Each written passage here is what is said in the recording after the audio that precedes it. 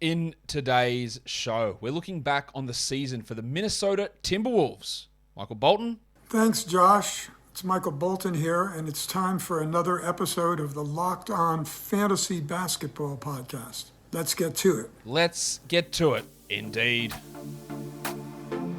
You are Locked On Fantasy Basketball, your daily fantasy basketball podcast, part of the Locked On Podcast Network.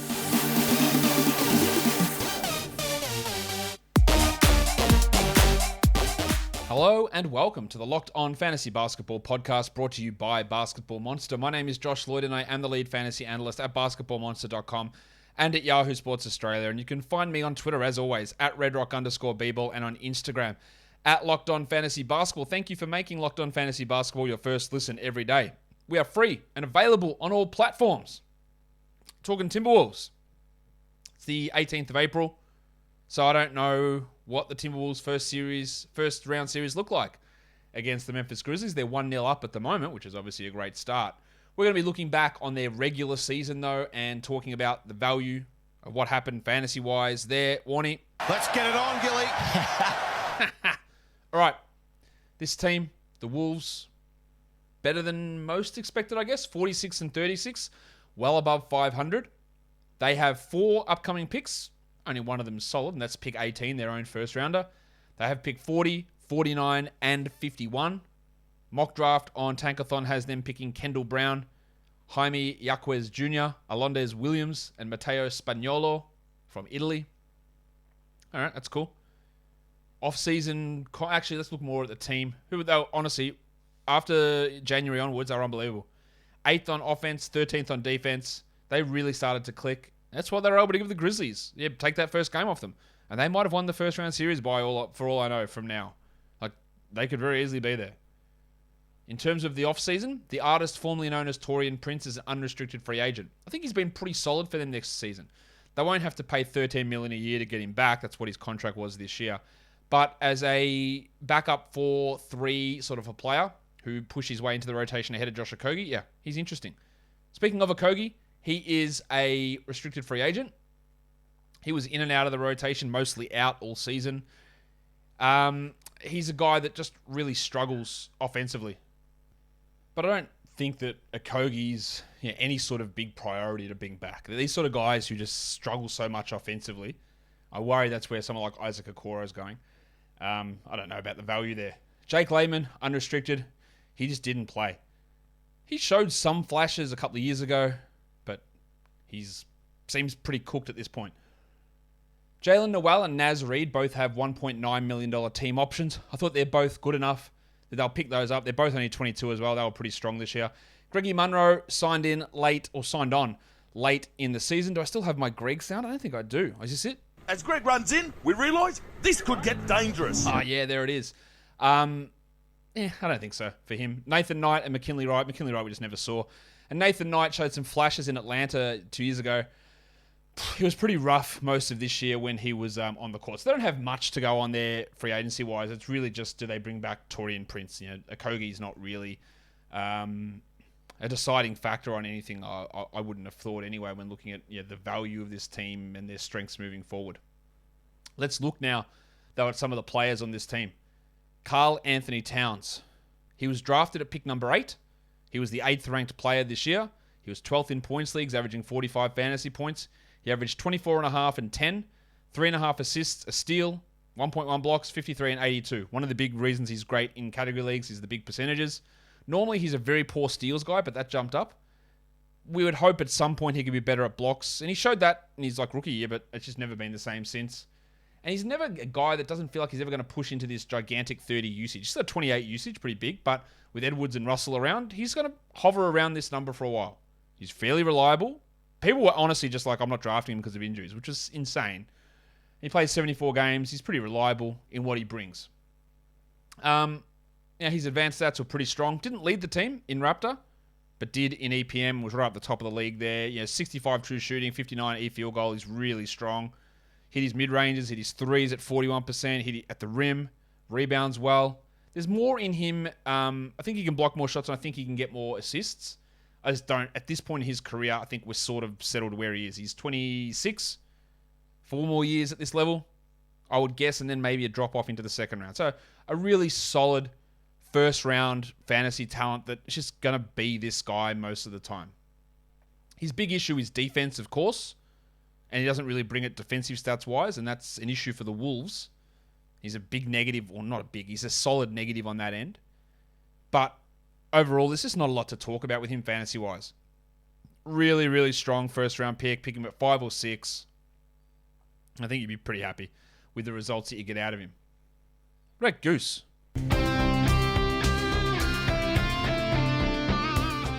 Anthony Edwards. Second year player. He's still only 20. 34 minutes, 72 games. He had a knee problem towards the end, which was a little bit of a worry, but he looks to be okay there. 21 points, 5 rebounds, 4 assists, 1.4 steals, 44 and 79, 36% shooting from 3. 44th ranked player, ADP was 44. I was no problem taking him end of third round through to end of fourth, anywhere in that area, and that's the value he provided. Points leagues, he was at 47, averaging 36 fantasy points. He was really good. He didn't fully bring the value that he brought over the last 2 months of last season into this year. He was sort of somewhere in between, but he was much better than his overall production as a rookie. Advanced stats were pretty strong on him. He was 87th percentile in the NBA, ranked 65th overall in EPM. Good wins added player. His finishing at the rim needs a lot of work still. His mid-range shooting was pretty bad. He didn't take many of them, which is good. He's still got a lot of room to improve efficiency-wise. I like the fact that he's getting steals. He blocks some shots. He gets some assists. That all helps his fantasy value. And I think he's going to be a guy that when we look at 44th ranked player this season, I think that's going to step up. He went from a rookie averaging 19 points to 22. He took his field goals from 42 to 44. His assists went from 2.9 to 3.8. The next step there is to take that 44 field goal and the 79 free throw, which, by the way, over the last month was at 87%. Over the last 21 games was 84%. So I think we pencil him in, and his field goal percentage was way up there as well. I think we can pencil him in as a 46% shooter, 83 from the line. Maybe higher. Over his last 13 games, he was at 50 and 87, which is a true shooting of 63%. He was a top 25 player in that time on 26 usage. He has got plenty of room to grow. Usage can go up, and I'm very confident efficiency goes up, and I'm very confident he averages more than 4 assists per game next season. 44th ranked player this year. I don't think there's any way you let him out of the third round. And in fact, if you wanted to reach into the top 30, I don't think it's going to be incorrect. If he was a top 18 player next season, I pulled 18 firmly out of my anus, but if he is a top 18 player next season, don't be surprised with it. It's not hard to get there. It's 44 to 46. It's 78 to 85. It's 21 points to 25 points. It's 3.8 assists to 4.8 assists. That's all it is. And that's where he goes. So I really, really think the upside's pretty big. I wasn't massive. Actually, I didn't like him at all, really. As a draft prospect, I worried about his shot selection. His defense was atrocious. His efficiency was off, but he's been great. And I'm really excited to see where he goes in the NBA. His advanced stats are all pretty strong as well. Defensively, he's got a bit of room to grow, but yeah, I can see where this goes for him. I can't see where it goes, but I can see the direction it's heading. And it's pretty bloody positive at this point. If I wanted to part for my car, though, I know where the pretty bloody positive place to go would be. It wouldn't be to a local chain auto parts store. It would be Rock Auto. Why would I go to one of those stores, line up, spend more money, have to wait to talk to a bloke who's going to just talk down to me and then selling me something that the only brand his warehouse carries? That's ridiculous. Rock Auto is an online family business serving auto parts customers for over 20 years. Whether it's brake parts or tail lamps, motor oil, or even new carpet, Rock Auto has everything that you need for your car or truck. So go and check out all of those parts, everything that you need, at the website, rockauto.com. And when you go to put those things into your car, which you definitely will, in their How Did You Hear About Us box, write Locked On, so that they know that we sent you. Amazing selection, reliably low prices, all the parts your car will ever need, rockauto.com. Let's talk about D'Angelo Russell. 58th ranked player this year. His ADP was 69, so he beat that number. He was 58th in points leagues, but as usual, injuries a little bit of a problem. Not too bad. Only missed 17 games, played 65, 32 minutes, 18, 3 and 7 with a steal, 41 and 83. Point guards are always hard to get in drafts. 69 was always way too low for him. But you got to have to deal with his efficiency. Good that he's got his free throws back up. That's encouraging. He's never going to be a high steals guy or rebound guy, but points, assists, threes, good free throws were a really good combination for him this season. Russell was 58th in points leagues. I think I mentioned that already. His advanced stats aren't usually quite as good, but offensively, he was a pretty big positive, more so than Anthony Edwards on Raptor. Defense is where the issue really lies with him, but he was still, I thought, overall a pretty strong season. Efficiency is an issue here. 50 field goal percentage is not good. 54 true shooting is not good. Doesn't really get to the rim at all. And he's not a great finisher, not a bad finisher, but just not good shooting numbers across the board and a horrific rebounder. But still, one of his most successful seasons. He's only 26. The defense I don't think is ever going to be good, but sort of fitting in where he needs to. Now, when I look at Edwards and go, I know these numbers can improve, I don't look at Russell's and go, there's a big path for improvement here. I don't see that. I think he worked pretty well playing alongside Patrick Beverley as well. And it didn't really hurt his assist numbers or anything. Yeah, I don't look at that and go, well, he can get back to being a 22-point scorer or 9 assists or 1.5 steals. I think this is just who he is. A 45, let's say, to 70 ranked player for the next 3 to 4 years. I think age 30, he'll be done as a high-end fantasy contributor. Again, his advanced numbers were pretty good. They won't blow you away good. He did take some big steps forward this year, though, so that's a good trajectory to go on. He was a plus 3.2 on court, on off. Anthony Edwards was 3.4, Towns was 6.3, so big numbers from those guys. I just thought it was an encouraging season from D'Angelo Russell. Patrick Beverley, frustrating player, wasn't he? When he was getting 29 minutes a night, he was a clear top 100 guy, but through injuries, he only played 58 games, and ejections, and foul trouble, and whatever, he only ended up with 25 minutes. 121st ranked player. He's not a good points league guy, although he was 117th there. He's a guy that if you do have him in category leagues, you've got to be worried about your percentages. 41 and 72 he shot. He averaged 9 points. The value comes from 1.2 steals. It's a block. It's 4.6 assists and it's 4 rebounds. So some good numbers in those areas. But he did drop off as the season went on. He had a nice little stretch where he was must roster, and that did drop off as the season went on. He led this team in Raptor. He's third on this team in EPM. He's second on this team in LeBron. He's third on this team in DPM. He's just a gigantic, massive contributor. And you know how they got him in a trade? For Jarrett Culver. We can praise a lot what Memphis does. That's insanity. For Jarrett Culver. Jarrett Culver. Beverley is, I won't say he's the reason, but if they didn't have him, they're not anywhere near as good. He's not the key piece, but he's a bloody important one. How they look to replace him in the future, I don't know. But he was super important in the games that he played. He's 34, though. I won't be drafting him next season in 12-team leagues. He'll be a guy that you use off the wire. But if he had played 28 a game this year, he would have easily been top 100. And then when he started to get rolling, he played that, and then he would get hurt, and then something else would happen and drop him down. And that's where the numbers really started to fall off. It's a +2 on-off as well. So, yeah, a positive, which is always encouraging. Jared Vanderbilt had inconsistencies. 130th ranked player. 25 minutes, 7 and 8 he averaged. 1.3 steals, 0.6 blocks, 59 and 66. We know what he is. A rebounder, one of the best in the NBA. Good steals guy, 1.3 is great for a power forward. And 59 from the field is really good. But he doesn't score, doesn't hit threes, no assists, and bad free throws. Points leagues, 140th, not that good. Was he a guy to bother drafting? Probably not. But is he a guy that can fit on certain teams? Yes. He was third on this team in Raptor, fourth in EPM. His defensive metrics are huge. His offense it's bad.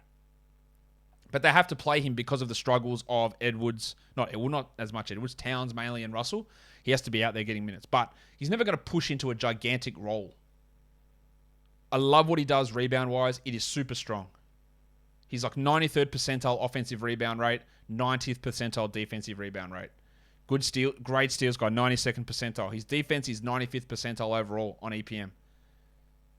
Just big numbers defensively.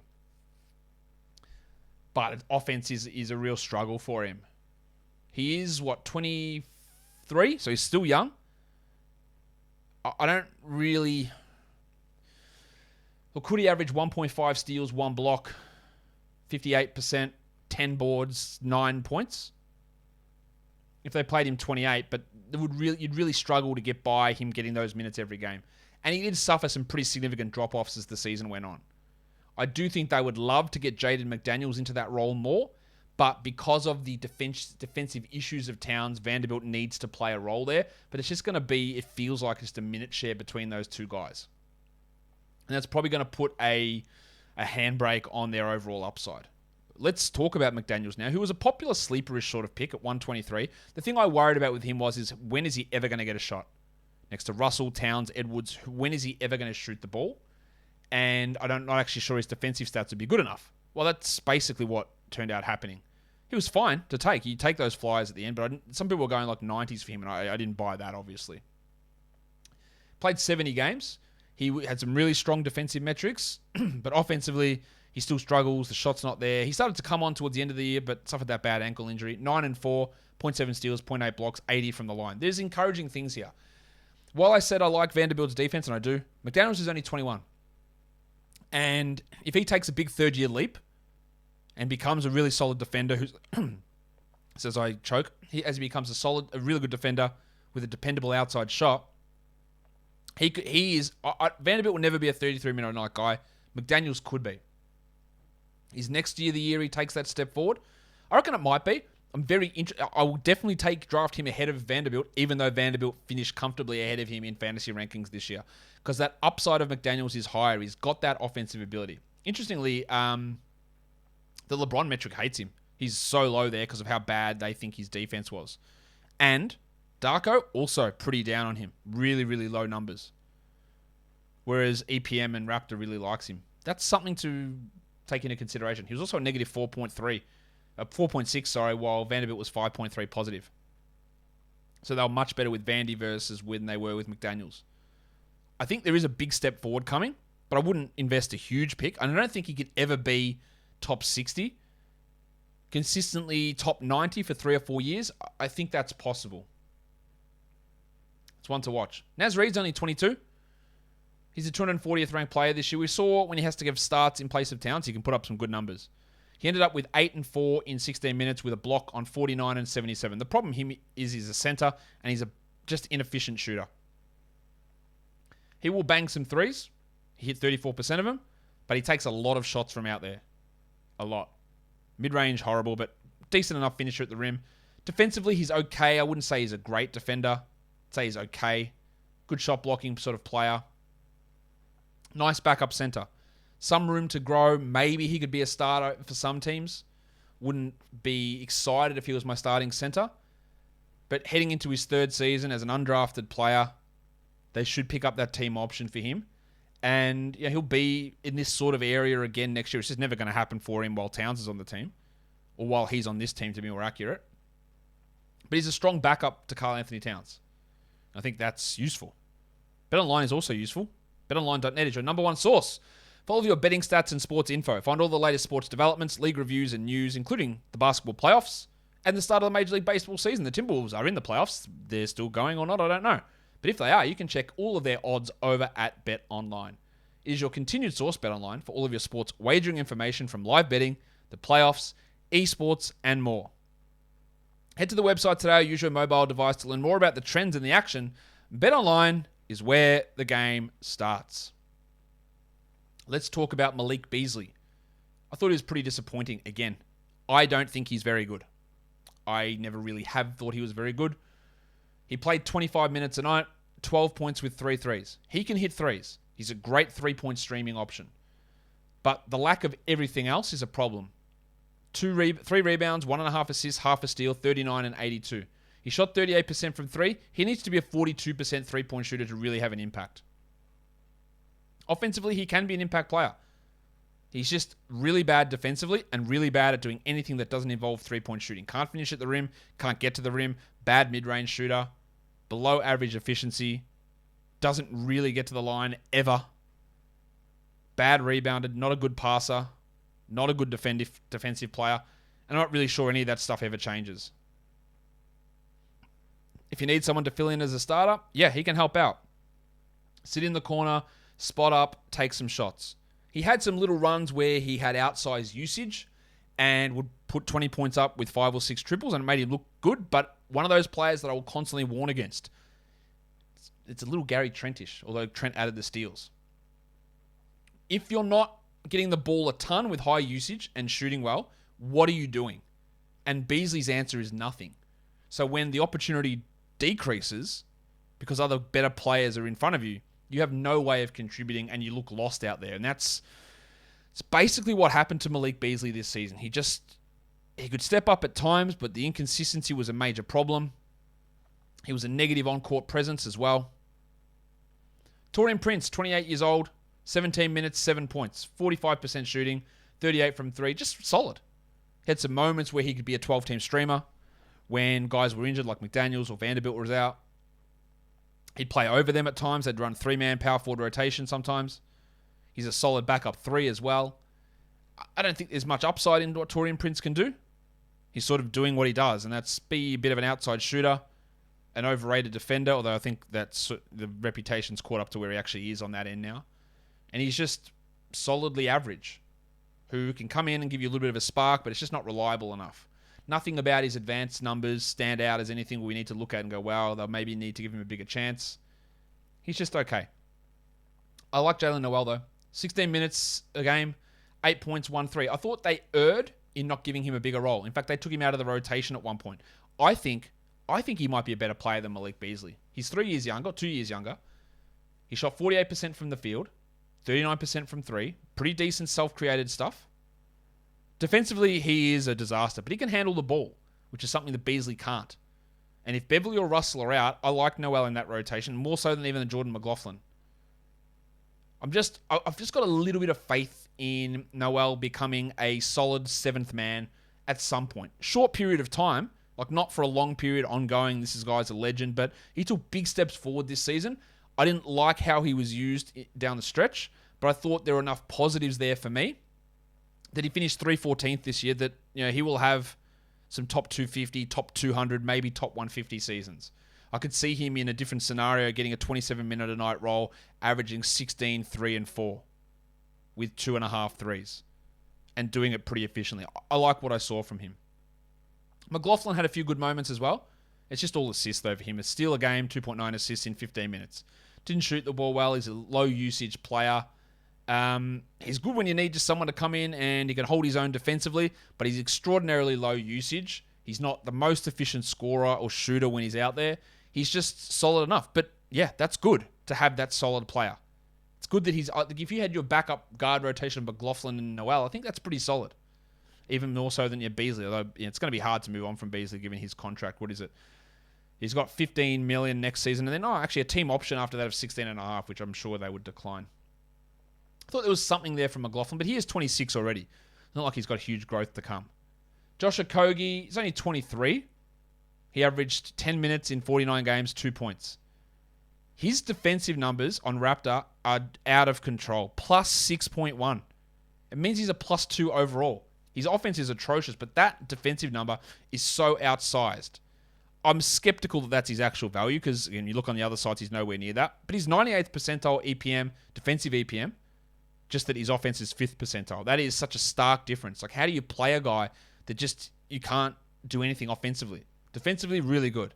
You can chuck him out there in patches to help defend, but overall, offensively, it's just really tough. But defensively, he's strong. Really strong. Very, very, very good. Just doesn't translate really to fantasy. And the other guy, their first round pick from a couple of years ago, Leandro Bolmaro, came over. He only played 7 minutes a night. That's not really, it's not enough to gather much from. I thought that he played decently in the G League at times. He came up, he did have, I think, 1 or 2 starts this year. In the G League, he averaged, 14 points, shot 27% from 3, 5 rebounds, 6 assists, 1.4 steals. He's got the size to be a ball handler, big guard type, like a LaMelo Ball size player, 6'7". But in defensively, I think he's going to be good. Offensively, there's a little bit of a way to go. I'm not ruling him out. Let's see if he can crack the rotation next year. I'm not writing his career off at all. The offensive part of the game, though, is absolutely a concern. Jake Layman, Nathan Knight, McKinley Wright. We saw like 15 minutes of McKinley Wright this season, and that torn UCL kept him out basically all of the season.